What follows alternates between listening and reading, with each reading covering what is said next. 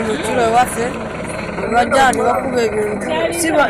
sitogera muzuna balulu bazana. Abantu bano okuva ku byalo bisatu ng'era biwangalirako abantu abasoba mu 2,000 bagamba nti basula ku miti nga binyonyi oluvannyuma lw'okugobebwa ku ttaka lyabwe awagenda okuyita omuddumo gw'amafuta okutuuka mu ggwanga lya Tanzania. Wakati tulimu ekizayiro famire zaffe ziri ku kkubo amayumba gonna baagokya baruutinga ebintu ebyalimu bajjangamu ne batwala amayumba ne bookya era babirina. Abantu bano bagamba nti ebisolo byabwe byattibwa n'ennyumba zaabwe ne zookebwa ng'era balumiriza omubaka wa pulezidenti Hoima, Rwakasheri, mbabazi, Ndawula William nabalala okuwa emabega wa bino byonna. Tulina endagaano juzi kye baakola bajja ne bagwira ennyumba ya mukuru waffe gwe bayita Kayongo. Twali twekolamu omulimu ffenafena nga erosesatu nga twaronda omuwanika bagwa ku nyumba ene bagikuma omuliro yonna ne bagikuma omuliro yonna amayumba gonna bago olwa document ne badda kugafa amayumba gonna ne bako ne bogende Hoima kati singa musoba ne mugende tuli mu kiti kinene kiri awo kiti kinene abakazi we babeerawo noyo kyebintu n'okuba abantu ekyo kikkirizibwa abaana abakazi abakadde ebintu notikka buli kimu kyonna n'oyonoona samusanvu ez'ekiro kikkirizibwa. Baguma Deusi, Kakulu Enoka n'abalala basinzidde mu lukuŋŋaana lwa bannamawulire lwatuuzizza wano mu Kampala ne bategeeza nga mu kiseera kino bwe bayiggibwa abantu abo abaagala okubatta. Emmotoka ddala kiyiza tikente zange ne mu ente yazitunda Kampala yatika fuso 3 kiyiza ente 6 olulinya bwoti mu Hoima town olaba polisi zikukuti kati obuzibu bwe tulinaawo naye kye tusinga okudawula kubanga Aston naye neewuunya gavumenti Aston n'Endawula Bunyoro region bagifuula ng'eyaabwe juzi baatemeeteza pasita Kajenyi Kikube district nti ne bazitema roni njereeri juzi bagudde mu mayumba gaffe ne bagatema abaana bali waka ne bagookya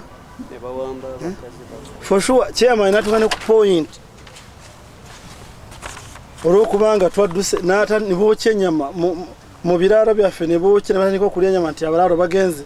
Bano bategeezezza nti mu kiseera kino tebamanyi kifa ku famire zaabwe nga n'abaana tebakyasoma abakyala bategeezezza nti basobezebwako abakulembeze bano nga buli agezaako okwogera ku nsonga eno mu kitundu akwatibwa n'asibibwa. Hoima yonna okujjako DPC RPC yeringirida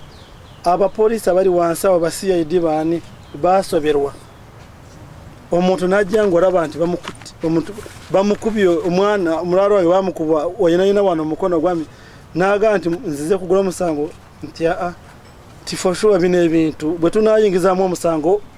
omulimu gukomye wano. Baziridde abakazi babalwepinze tebalina kye batakoze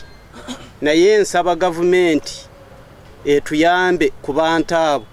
abatugoba ku ttaka lyaffe nga balina akaapa kayika 2 n'ekitundu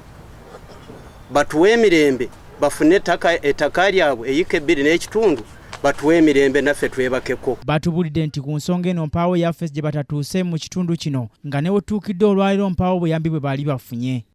nabo babeerawo naye tebabagambako tebakwatibwangako batambulanga bwe baagala era beeyongera. Juzi basanze abakadde 2 nga basaba mu kyaki abakadde gye bali nakati ne babakuba nakati bali mu ddwaliro. Akulira ekibiina ky'ebyobufuzi kiniddi wano mu ggwanga Joseph Kabuleta agambye nti yandibanga kalumanywera kwe yava ku nsonga eno be bantu abali mu nteekateeka y'okusasula abantu abawangalira awagenda okuyita omuddumo guno abaagala okweza ensimbi ezabaweebwa. Badde babasasudde tebaali badde na buzibu naye teri ayagala kusasula baagala bagoba bugubi ente zaabwe bazitwale bakole kiso. Ensonga ya pipeline eno yali badde nene nnyo kubanga si bano bokka si Bunyoro yokka ne boyingira ne Buganda wegenda okuyita okuyingira e Masaka eyo na waliyo obuzibu buyitirivu ali basubali sose ne bagiyimiriza kwakati singa tukuba enduulu zino